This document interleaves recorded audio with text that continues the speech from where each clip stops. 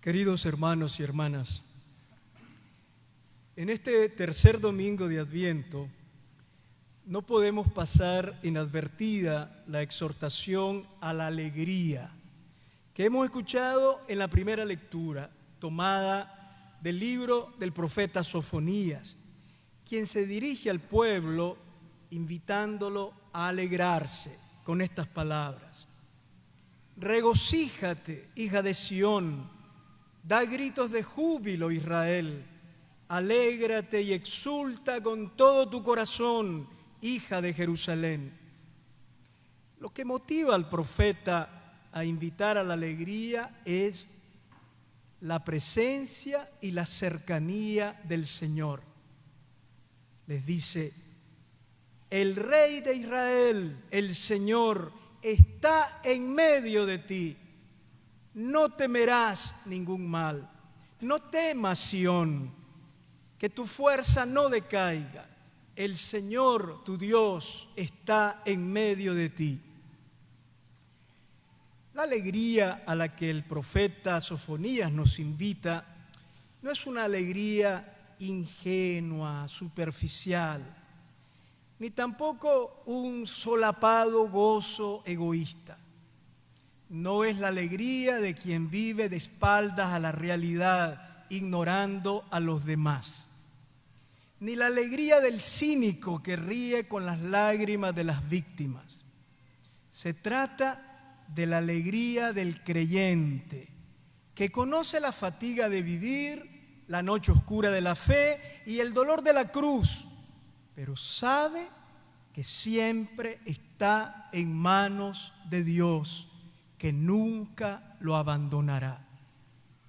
La alegría a la que el profeta nos invita es la alegría interior que echa raíces en el corazón de quien se enfrenta a la vida con la convicción de que no está solo. El Señor está con él.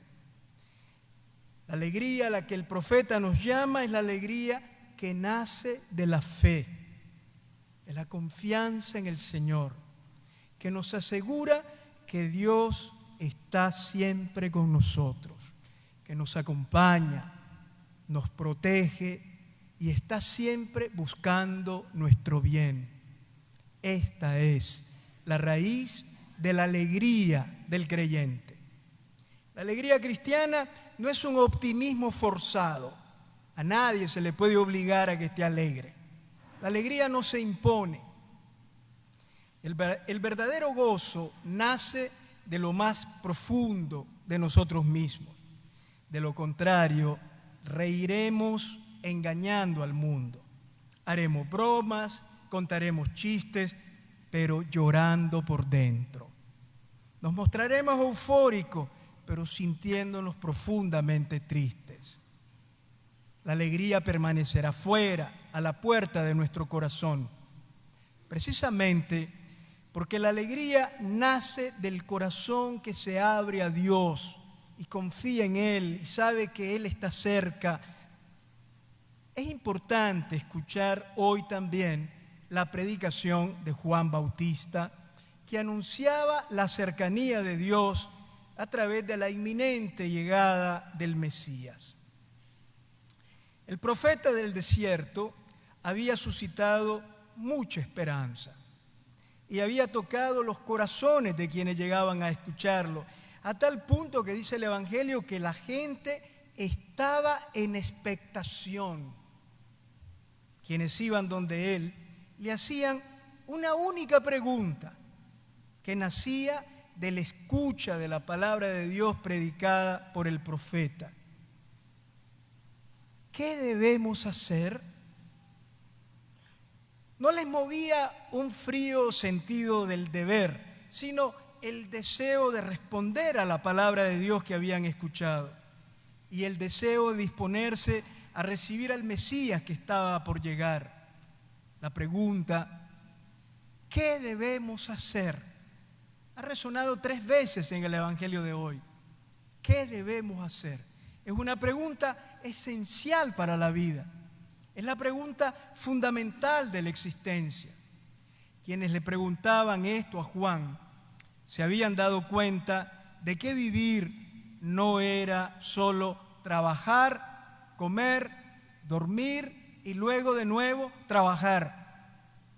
Habían intuido que la vida tenía un sentido, que había que descubrirlo, que había algo más en la existencia. Habían comprendido que la vida es también inquietud y sueño, responsabilidad y ética. ¿Qué debemos hacer? El Evangelio describe 3 grupos de personas que llegaban donde Juan. En primer lugar, la muchedumbre. Ahí había enfermos incurables, pobres, extranjeros, un poco de todo. En segundo lugar, los cobradores de impuestos, los publicanos, gente ordinariamente corrupta, despreciada por el pueblo, porque eran colaboradores de los romanos. Y finalmente llegaban también los soldados, adiestrados para ser crueles y oprimir, también aborrecidos por la gente, porque eran un ejército de ocupación que maltrataba y reprimía al pueblo. Muchas de estas personas de las que habla el Evangelio de hoy eran consideradas excluidas de la salvación. Sin embargo, Juan el Bautista las acoge y les responde, invitándolos a cambiar de vida y a abrir el corazón a Dios. Juan anticipaba así a Jesús, que sería llamado amigo de publicanos y pecadores, y que vendría a buscar y a salvar lo que estaba perdido. La predicación de Juan Bautista nos enseña que Dios no excluye a nadie, que para Él nadie está irremediablemente perdido y que desea hacer florecer la vida de todos los seres humanos. Juan da unas respuestas sencillas y concretas a cada uno de los grupos. A la gente que le preguntaba, ¿y nosotros qué tenemos que hacer? Le respondía, el que tenga 2 túnicas, que las reparta con el que no tiene, y el que tenga para comer, que haga lo mismo. Sencillo. ¿Qué tenemos que hacer? Compartir. Es la forma más auténtica de ser humanos y de reconocer a Dios como Padre de todos. Lo que tenemos no es solo nuestro cuando hay personas que pasan necesidad. Juan invita de esta manera a la caridad y a la solidaridad, a la compasión y a la justicia. Nuestra fe se hace concreta a través de pequeños gestos que hagan más humana y feliz la vida de los demás. Compartir. Seguramente no cambiaremos el mundo con estos pequeños gestos, pero inyectaremos un poco más de vida y de amor a la historia humana y encontraremos el camino de la alegría. A los cobradores de impuestos que le preguntaban, ¿y nosotros qué tenemos que hacer? Juan les respondía, no sigan cobrando más de lo establecido. No les pide que dejen su profesión ni que se vayan al desierto con él, pero sí que actúen con honestidad. No les invita a ir al templo, ni los llama a cumplir actos religiosos o realizar grandes ayunos. Los exhorta a renunciar a la corrupción y a ser honestos. El trabajo honesto, el manejo transparente del dinero, el respeto a las leyes, muestra nuestro deseo de acoger al Señor que viene e inyecta nueva luz a la historia para convivir con más humanidad. La honestidad es también expresión de la fe y camino hacia la alegría. Los deshonestos y los corruptos ríen, gastan y viven bien, pero nunca serán felices. No conocerán a Dios, ni gozarán nunca de la verdadera alegría. Al final llegaron también unos soldados del Imperio Romano preguntando, ¿y nosotros qué tenemos que hacer? Y a ellos Juan les responde, No extorsionen a nadie, no hagan falsas denuncias y conténtense con su salario. Los soldados en una sociedad tienen las armas y por eso su función social es tan delicada. Juan los invita a renunciar al soborno y a no mentir en los tribunales, pero sobre todo los exhorta a no actuar con violencia contra la gente. Jesús conoció oficiales del ejército romano, centuriones que eran nobles y buenos, incluso abiertos a Dios, quienes forman parte de un cuerpo policial o de un ejército, no tienen por qué ser crueles, ni por qué estar al servicio de tenebrosos grupos de poder político y económico. También quienes forman parte de un grupo policial o de un ejército pueden acoger a Dios en su corazón y encontrar el camino de la alegría si renuncian a reprimir al pueblo, si siguen su conciencia recta y dejan de ser cómplices de gobernantes autoritarios y corruptos. Renunciar a la violencia es también una expresión concreta de la fe y un camino hacia la alegría. Como hemos visto, Juan le pide a cada grupo algo concreto, que no tiene nada de extraordinario. No acumular, sino compartir. Ser honestos, no ser violentos.